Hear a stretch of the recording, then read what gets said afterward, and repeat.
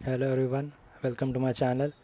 I am Sankalp Dyal, a final year student of computer science, and I usually make coding videos and placement related videos so that you can do good in your interviews. And without wasting any time, let's get started. Hello everyone. आज हम लोग बात करने वाले हैं visa interview experience के बारे में. तो ये वीडियो एक्चुअली पूरा डिटेल्स में है कि कैसे कोडिंग राउंड हुआ था, कैसे इंटरव्यूज़ हुआ था, कितने लोगों का सिलेक्शन हुआ था और ये सब प्रोसेस कब हुआ था. तो वीज़ा का जो ये प्रोसेस है तो वो फेब और मार्च के अराउंड हुआ था. ठीक है.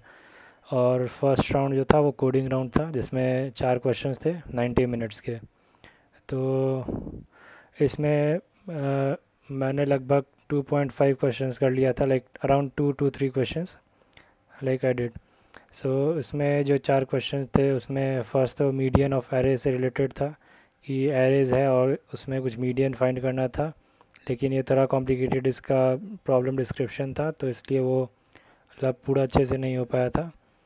और सेकंड क्वेश्चन जो कोडिंग राउंड का था वो था मिनिमम कॉस्ट ऑफ ट्रैवलिंग जो 2D ग्राफ में है.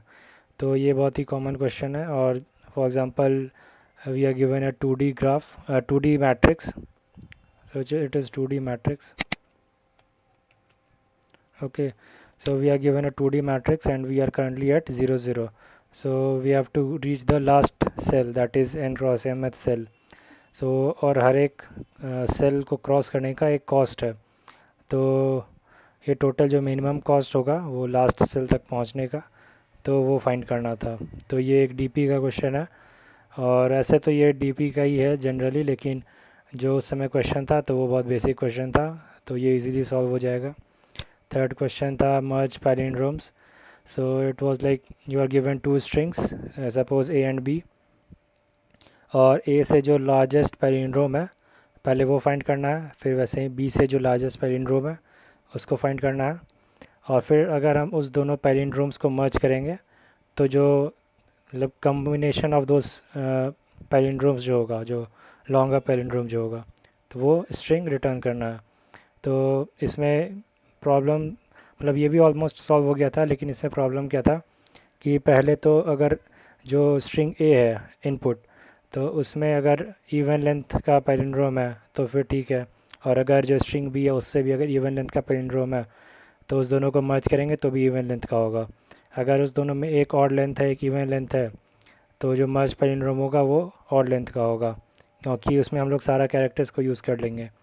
लेकिन अगर दोनों ऑड लेंथ का पैलिंड्रोम्स है तो उसमें क्या है कि दोनों का जो सेंट्रल एलिमेंट होगा तो वो उसका फ्रीक्वेंसी ऑड होगा अगर हम उस पैलिंड्रोम में चेक करेंगे तो उसमें हम लोग को टोटल मतलब जो अल्फ़ाबेटिकली स्मॉलर पैलिंड्रोम है वो रिटर्न करना था.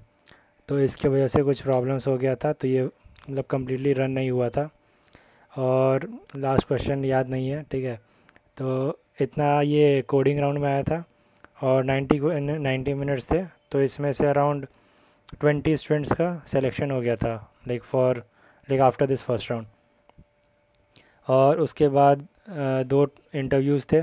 So first was technical interview and the second round was HR.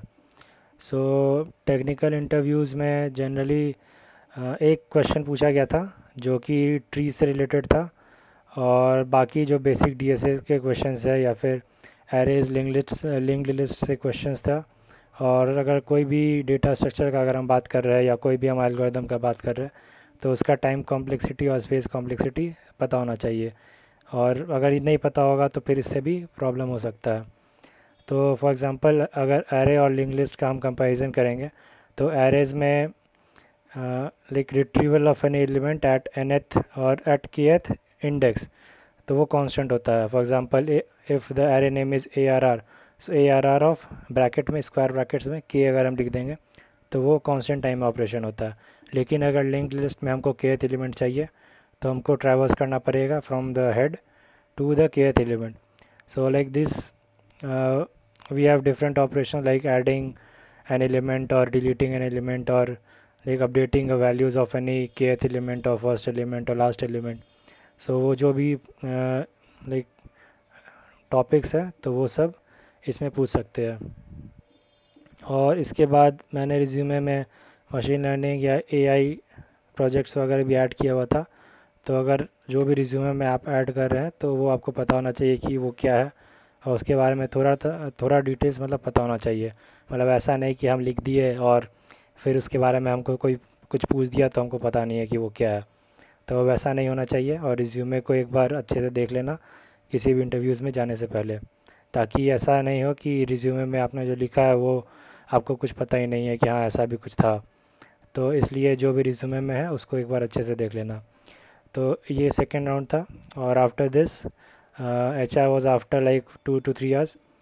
और HR में जो वही बेसिक क्वेश्चंस होते हैं, like tell me about yourself, your hobbies, passion, और some general questions, like it is basically a personality check कि you will be culturally और socially fit for the company और not.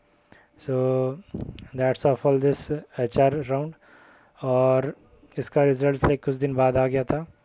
तो total 7 students का selection हुआ था for the internship that will be in the summer, like coming summer. So this was all about the interview experience for this company. And if I want to give some suggestions, if you are like looking to join this company, or if you have some interviews in the coming days, so you should have a good understanding of DSA, because DSA is like the core for all the things. So like data structures, algorithms, और main है इसमें time complexity और space complexity, जो कि जो भी code है तो उसका टाइम कॉम्प्लेक्सिटी और स्पेस कॉम्प्लेक्सिटी पता होना चाहिए।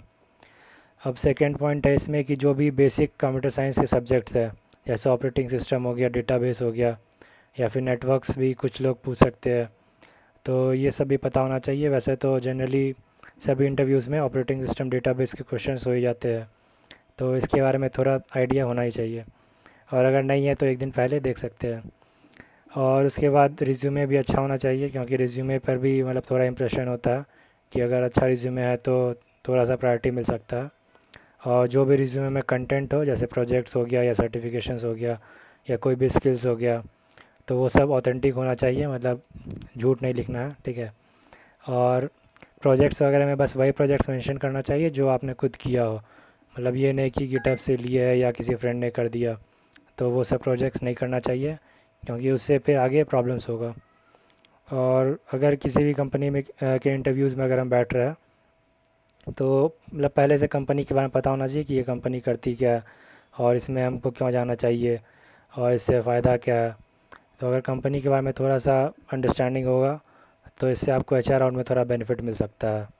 और टेक्निकल राउंड्स में भी थोड़ा सा अगर आपको टेक स्टैक वगैरह पता है कंपनीज़ का, लाइक वो जावा यूज़ कर रही है, C++ है या पाइथन है, या क्या फ्रेमवर्क्स वगैरह यूज़ हो रहे हैं, तो उससे भी थोड़ा सा बेनिफिट मिल सकता है। तो इतना था ही इस वीडियो में। And if you like the video, do like, comment, share and subscribe the channel. और अगर कोई भी और डाउट्स है या किसी भी टाइप का क्वेश्चंस है तो आप नीचे कमेंट्स में लिख सकते हैं। और जो अगले वीक जो वीडियोस आने वाली हैं तो वो भी कुछ इंटरव्यू एक्सपीरियंसेस होंगे जो मैंने पहले दे चुका है।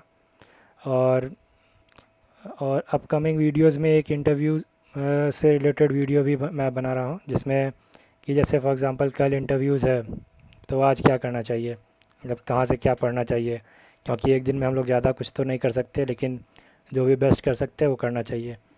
तो that's all for this video and see you in another video. Thank you and bye bye.